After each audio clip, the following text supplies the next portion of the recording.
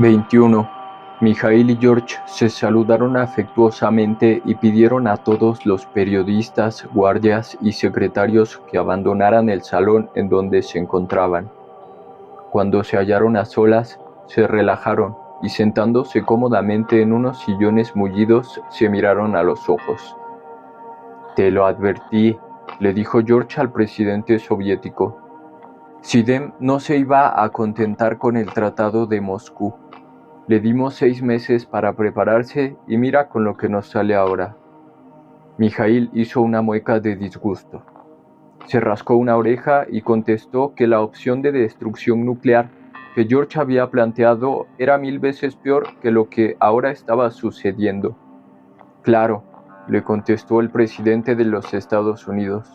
Tú tienes autosuficiencia petrolera y no eres muy amigo de Israel, que digamos. A ti no te afecta y hasta te agrada lo que sucede, pero nosotros y nuestros aliados seremos arrastrados a una vorágine financiera y a un caos energético total si no accedemos a las demandas de ese loco.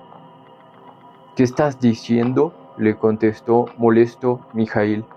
Yo tengo una visión mucho más global que tú y de ninguna manera estoy contento con lo que sucede. Es necesario dar una respuesta definitiva a esa bestia salvaje, aunque tengo que admitir que tiene razón al pedir el establecimiento de un Estado palestino. ¿Pero no te das cuenta, Mijaíl?, le contestó George, que su propuesta no surge de un deseo genuino de hacer justicia a los palestinos. Quiere convertirse en un nuevo Mahoma y su maniobra es puramente política. Además, ni los propios árabes aceptan su liderazgo. El rey de Arabia Saudita me informó en la mañana que nunca se someterá ni aceptará a Sidem como guía. No lo considera calificado y lo mismo opinan los líderes religiosos del Islam. Sidem necesita el apoyo de las masas palestinas y tiene una deuda de gratitud con Arafat por haberlo apoyado hace 6 meses. Es cierto, aceptó Mijaíl, pero te olvidas que tiene de su parte todo el pueblo jordano y no me extrañaría que también al sirio. En fin, lo importante es pararlo de una vez por todas, pero la pregunta es cómo y cuándo.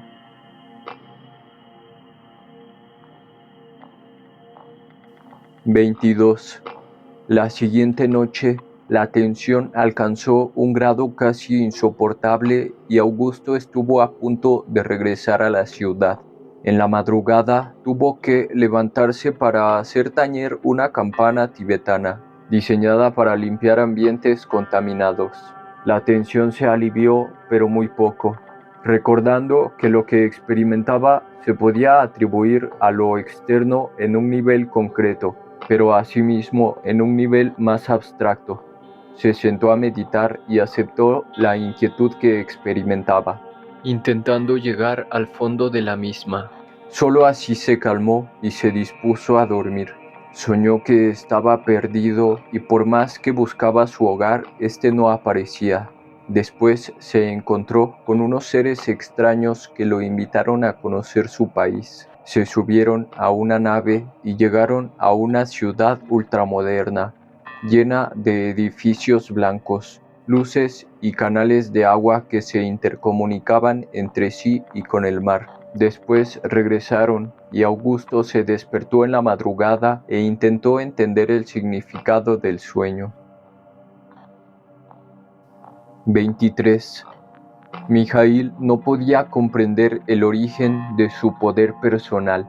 En varias ocasiones había perdido totalmente la esperanza de ver aprobada alguna de las reformas que proponía, pero siempre, antes de las votaciones, una frase suya, un comentario previo a la determinación del Soviet Supremo hacía virar la balanza a su favor. Cuando le planteó esta interrogante a su esposa, ella le dijo que poseía un talento natural para decir las cosas con claridad y sin rodeos, para tocar los puntos esenciales y para abrir una puerta a la esperanza y al sentido común. Era, para ella, la razón principal de su amor y admiración hacia él. Era, en fin, como un recordatorio de lo humano en contra de las abstracciones frías y crueles de la mentalidad enajenada. Mijaíl, en sí mismo, se sentía bien y lo que más le gustaba era entretenerse con consideraciones que otros calificarían de ingenuas. Por ejemplo, después de soportar interminables horas escuchando a los delegados de las repúblicas soviéticas defender sus intereses locales, de pronto se asombraba de que el ser humano tuviese el don de la palabra y le intrigaba saber de dónde y a través de qué mecanismos misteriosos se hilaban las frases. Cada quien poseía una forma particular de expresión, una individualidad única cuyo origen era tan misterioso como el hecho de poseer 2 brazos y 20 dedos. Lo más obvio era lo más inexplicable, y Mijaíl se extrañaba de la inhabilidad de sus colegas para notarlo. Cuando él mismo hablaba, siempre había un testigo preguntándose acerca del origen primario de las ideas que expresaba. Ese origen parecía ser simple e indivisible, era su yo o su mismidad, pero si alguien se preguntaba, tal y como él lo hacía, cómo a partir de tal núcleo se activaba un discurso coherente y dilatado, no había más que asombrarse del portento. En ese sentido, el Papa lo había decepcionado. Pensaba discutir con él acerca del milagro de lo humano, pero no pudo penetrar a través de todo el conjunto de dogmas y pensamientos basados en construcciones sólidas pero antinaturales que el sumo pontífice consideraba como básicas. Por ello, Mijaíl le había dicho que lo más importante era lograr una revolución de la mente, aludiendo a la necesidad de abandonar los conceptos preestablecidos y haciendo una referencia encubierta a la decepción que le había provocado tanta superestructura. Pablo II no lo entendió y se despidieron, sabiendo que habían logrado un gran avance, pero alejados el uno del otro como por una barrera infranqueable. Ahora, mientras pensaba en las amenazas de Sidem y mientras escuchaba a George hablando en el Consejo de Seguridad, intentó penetrar en el verdadero significado de todo aquello. La mente de Sidem era, por un lado, simple y hasta fácil de entender. Se trataba de un ser golpeado por la existencia, que trataba de anular un vacío interno, terrible, con demostraciones de poder extremas. Pero, por otro lado, había algo muy extraño y misterioso en su poder y en su persona, algo que se oponía rotundamente a su propia forma de ver la realidad, pero que no por ello tenía menos fuerza. Era como si por detrás de él hubiese otra inteligencia.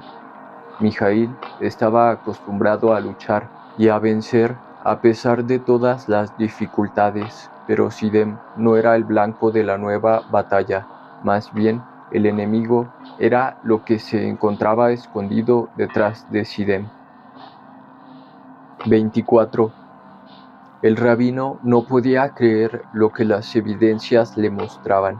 Era demasiado herético, demasiado alejado de las escrituras y sin embargo todo demostraba que el esperado no era un hombre de su propia raza.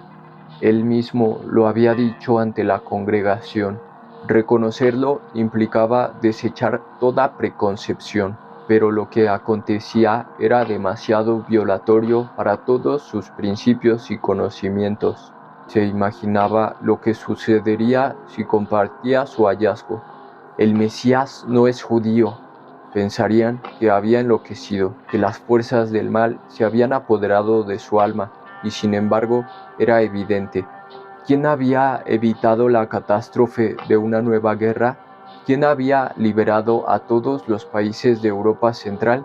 ¿Quién había evitado una nueva detonación de armas nucleares? ¿Y quién afirmaba que defendería a Israel en contra de un ataque iraquí?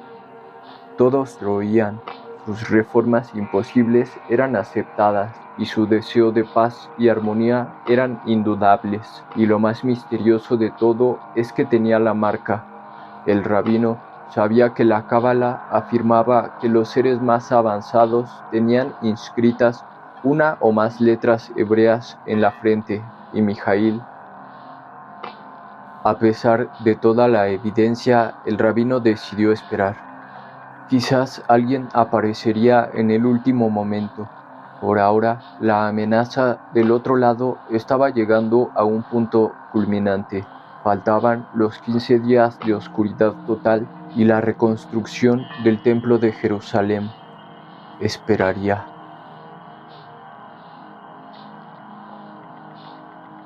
25. La quinta noche, Augusto soñó con tumbas. Estaban en todos lados, pero divididas en dos secciones. Por un lado, la cristiana, llena de cruces e imágenes de santos, y por la otra, la judía, repleta de símbolos abstractos, estrellas de David e inscripciones hebreas. Acostado en medio de dos tumbas judías, y cerca de un tabernáculo adornado con filipinas tejidas sobre un terciopelo avinagrado, el cuidador de los terrenos de la montaña dormitaba. Augusto se acercó a él y se dio cuenta que unas instalaciones eléctricas diseñadas para alumbrar el cementerio habían sido violadas y los cables de corriente arrancados de sus enchufes. Despertó al cuidador llamándolo por su nombre, Don Simón, y le pidió ayuda para reconstruir las conexiones. Al despertarse, Augusto comprobó que su visión de la realidad había sufrido un cambio. Algo había muerto simbolizado en las tumbas que soñó, y su vigilia manifestaba esa muerte. Se sentía a sí mismo sencillo y sin pretensiones de ningún tipo. Los árboles eran árboles y nada más. Las gotas de rocío eran gotas de rocío y la hierba, hierba. No había nada que hacer ni nada novedoso en qué pensar excepto su propio estado. En él estaba el conocimiento, lo conocido y el conocedor. Bastaba concentrarse para poseerlo todo. En ese momento, recordó que era ese precisamente el atributo básico de la divinidad, poseer en su mismidad los tres atributos unidos en una unidad simple.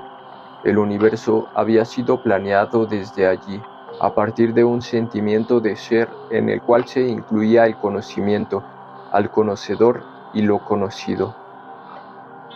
Augusto se asombró de su sensación y del avance que había logrado, y súbitamente lo conectó con el problema que debía resolver.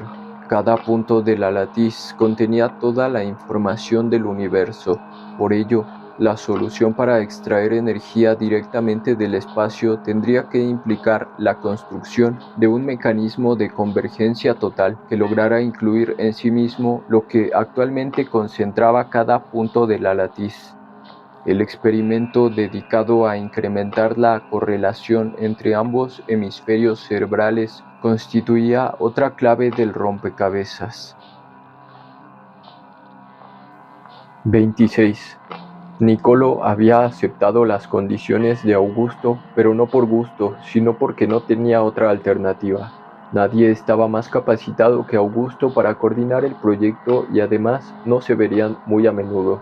Habían quedado de acuerdo en realizar una reunión cada 6 meses para analizar los avances en la investigación, decidir conjuntamente nuevas estrategias y destinar fondos para los desarrollos. Además, a Augusto le caía bien, aunque no soportaba tener que refrenarse para no darle órdenes o exigirle premura. Pero no era un sacrificio muy alto a cambio de contar con su genialidad. Niccolò estaba asombrado por el ritmo de los acontecimientos. Aunque Sidem no había cumplido con sus amenazas, tampoco las había retirado. Israel estaba armado hasta los dientes y preparándose para repeler cualquier ataque o quizás para perpetrarlo. Los Estados Unidos y la URSS estaban unidos y listos para lanzar bombas atómicas en contra de Irak a la menor señal de ataque, y los precios del petróleo habían alcanzado cifras astronómicas. El mundo estaba a la espera en un clima de tensión casi insoportable, pero nadie se atrevía a dar el primer paso. Era como sostenerse en un equilibrio precario sobre el filo de una navaja de platino. A pesar de todo eso, Nicolo estaba feliz. Nunca había ganado tanto dinero, y el proyecto para construir el prototipo marchaba a las mil maravillas. Augusto se había establecido cerca de las instalaciones inglesas de la corporación y dirigía los trabajos con un entusiasmo notable. Habían quedado de reunirse la siguiente semana para analizar los avances. 27.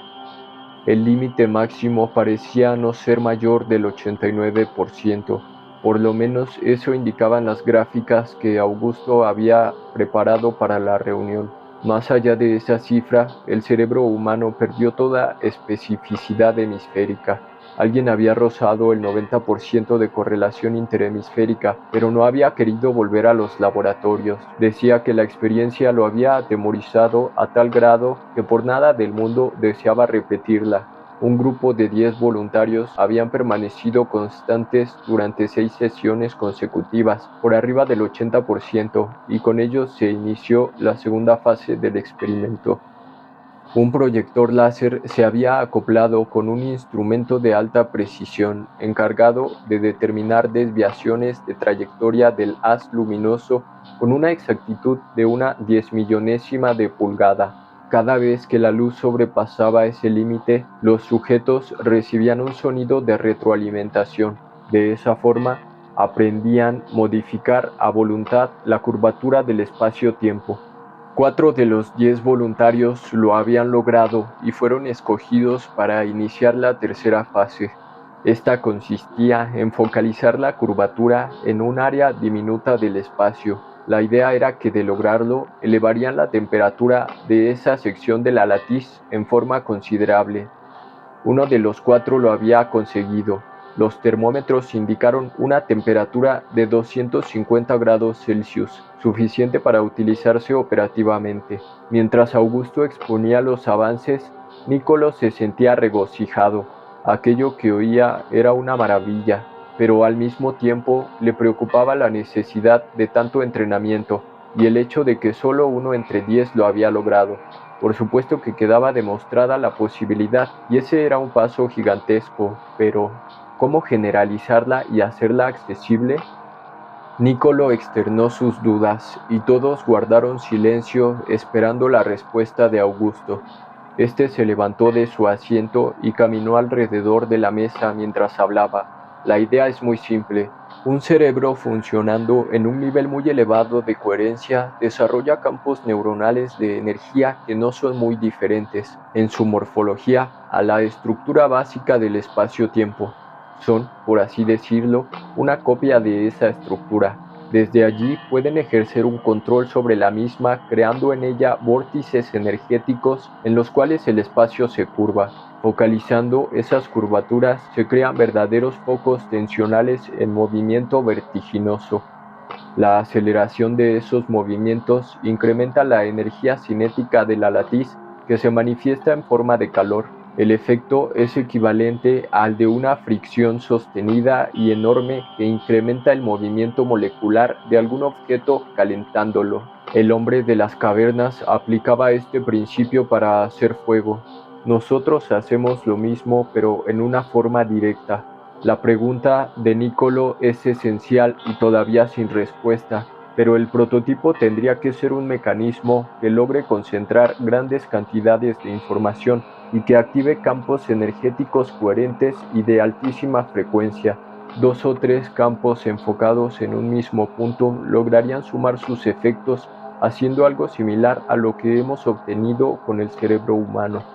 Al terminar la exposición de Augusto, todos mantuvieron silencio, excepto Pedro. Augusto lo había invitado a participar en la empresa y se había convertido en su brazo derecho. Pedro dijo que la solución implicaría interconectar varios sistemas en serie para que uno proporcionara la energía de arranque del siguiente. La cadena podría ser capaz de incrementar su resultante energética hasta niveles prácticamente ilimitados. 28. Nicolo se sentía tan furioso que temía que su corazón explotara. Ante él y sobre su escritorio tenía una nota escrita por uno de sus espías industriales en la que se afirmaba que uno de los investigadores de su corporación había violado el secreto profesional y facilitado información confidencial a un consorcio coreano interesado en el desarrollo de un medio alternativo de obtención de energía. Todas las evidencias señalaban a Pedro como responsable. Envió un fax urgente a Augusto citándolo a una reunión programada para realizarse dentro de unos minutos. Aquello era el colmo. Había invertido más de $600 millones en el proyecto y Pedro, en un acto de total irresponsabilidad y traición, había regalado todo el esfuerzo a los coreanos. Sabía que Augusto era amigo maestro y protector de Pedro y por lo tanto debía tener cuidado con sus palabras, pero la furia lo encendía y lo que menos podía hacer era refrenarla. Cuando tuvo a Augusto enfrente, lo saludó con frialdad y sin decir palabra le extendió la nota y puso mucha atención en las reacciones de éste al leerla. Augusto manifestó sorpresa y desconcierto y se quedó pensativo, mientras Niccolò lo miraba fijamente. Por fin, apretó los labios y asintió con la cabeza. Ya entiendo lo que ha pasado, es increíble pero cierto. La única culpa de Pedro es su ingenuidad y su juventud. ¿Qué quieres decir?, tronó Niccolò. Él ha cometido un acto criminal y traidor. No, no es así, le contestó Augusto con un tono conciliador. Le explicaré lo que ha sucedido. Hace unos meses, Pedro conoció a una chica oriental, coreana por cierto, muy agradable y simpática. Me la presentó en una cena y a mí me pareció encantadora. Iban al cine y al teatro y a conciertos, y pronto se inició un romance entre los dos. La chica se interesaba mucho en el trabajo que Pedro realizaba y lo alentaba a contarle los avances del mismo. Decidieron vivir juntos y así se les veía en todos lados. Hace una semana la chica desapareció. Se esfumó sin dejar rastro ni forma alguna de encontrarla. Pedro me lo confesó llorando de desesperación. Seguramente ella es la culpable de lo acontecido.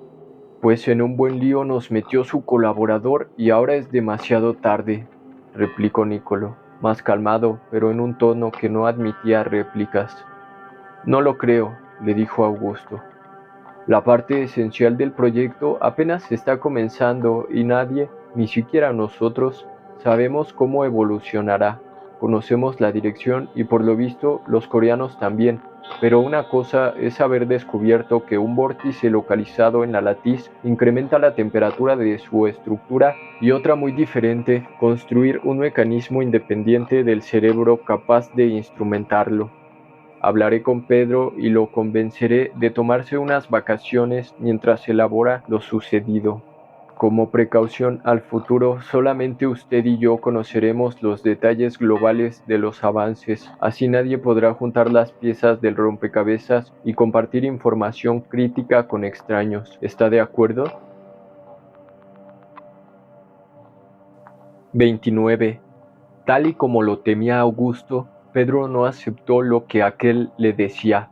Estaba enamorado y no podía creer que no era correspondido, menos aún que la única motivación de su amada había sido el utilizarlo para obtener información. Augusto le mostró la evidencia y vio cómo las pupilas de Pedro se dilataron enormemente cuando las pruebas que oía se volvieron abrumadoras. Lo convenció de regresar a México, ir al mar, meditar y olvidarse de todo el asunto por unos meses. Le prometió que lo recibiría de nuevo al concluir ese periodo, pero acabó aceptando y el propio Augusto lo llevó al aeropuerto y lo despidió con un fuerte abrazo. En el camino de regreso, a Augusto le intrigó algo que él mismo había mencionado durante su conversación con Niccolò. Le había dicho que el mecanismo debía ser independiente del cerebro humano, como si no hubiera otra alternativa. Pero ¿era realmente así? Sus ingenieros electrónicos se mantenían ocupados tratando de desarrollar un sistema informacional convergente. La idea consistía en interconectar varios módulos de procesamiento de datos de tal forma que cada nivel de los mismos algoritmizara la información del previo. De esta manera, al final de una cadena de 6 u 8 pasos, el último contenía en forma hiperconcentrada la información de todo el conjunto. Esa información era luego trasladada a un sistema de modulación de frecuencias y una onda acarreadora conectada con una antena parabólica enfocaba los algoritmos electrónicos en una porción del espacio. El sistema había fracasado porque, independientemente del tipo de información con la cual se alimentaba, no hubo ningún incremento de temperatura en la zona del espacio que se enfocaba. Después habían hecho lo mismo, pero hasta con 12 sistemas independientes y enfocados en el mismo punto. Habían logrado algún efecto, pero cualquier horno de microondas lo hacía mejor y con menos gasto de energía. No parecía existir un sustituto del cerebro humano y la idea de entrenar a sujetos para lograr el efecto deseado era solo defendible para una etapa de experimentación, pero no para un uso generalizado. El hombre no podía usarse como si fuese una máquina productora de energía. Eso atentaba en contra de la dignidad humana fundamental. Por lo menos eso había pensado Augusto cuando se discutió la idea, pero ahora otro modo de pensamiento había empezado a infiltrarse en su mente. ¿Por qué no pensar en una interfase cerebral no como una máquina mecánica, sino como un colaborador consciente y voluntario del proceso? ¿Acaso no era lo mismo que sucedía cuando un aviador piloteaba una nave o un mecánico utilizaba su torno? Ambos debían concentrar su mente en su trabajo y utilizarla para coordinar sus instrumentos mecánicos. Aquello no era degradante ni inhumano, sino una actividad sana y constructiva. ¿Por qué no pensar en algo similar en donde el cerebro humano pudiera participar en forma directa? Más aún, si lo que se requería era una elevada coherencia cerebral, esa participación podría incluso ser beneficiosa para el desarrollo humano. 30. Amanecía en Rishikesh. El Ganges corría suave y fresco entre las laderas de los Himalayas, serpenteando entre las docenas de ashrams que florecían a sus orillas. La meditación de la madrugada en el templo de Shivananda de la Divine Life Society acababa de terminar y los monjes vestidos de anaranjado, sus discípulos y los visitantes extranjeros se dedicaban a hacer sus ejercicios de yoga antes del desayuno. Las noticias de la inminente guerra en el Medio Oriente no habían cambiado en nada las costumbres de la comunidad de yogis. Si acaso, dedicaban parte de sus meditaciones a purificar la energía planetaria, creando con sus mentes una vibración protectora que enviaban hacia la zona del conflicto. Por lo demás, continuaban con sus rezos y actividades cotidianas. Uno de los monjes se había vuelto famoso porque la NASA, enterada de su capacidad para permanecer en un estado latente, lo había invitado para entrenar a los astronautas en el difícil arte de utilizar la menor cantidad de oxígeno durante periodos que llegaban a durar horas. Augusto había obtenido esa información de la Agencia Espacial Norteamericana y estaba en la India a fin de entrevistarse con el yogi. Intuía que obtendría información valiosa para el proyecto.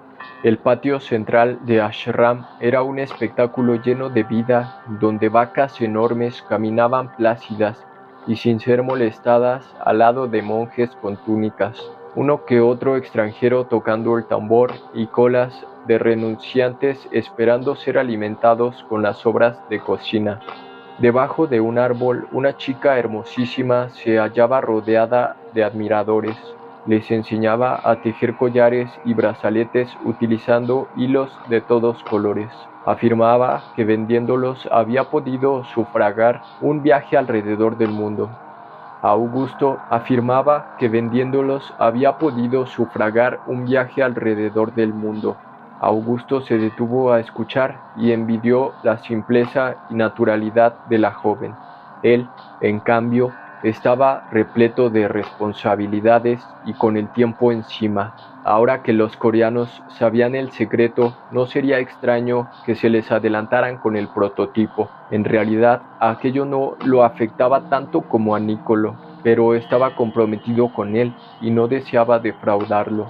A lo lejos divisó la figura de un monje y reconoció en su cara los mismos rasgos de quien estaba buscando.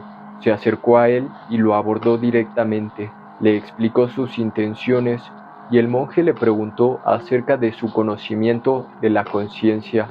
Las respuestas de Augusto no lo satisfacieron. Le dijo que antes de poderle ser de utilidad tendría que aprender a observar y controlar su mente. El monje aceptó enseñarle y quedaron de verse diariamente a las 4 de la mañana.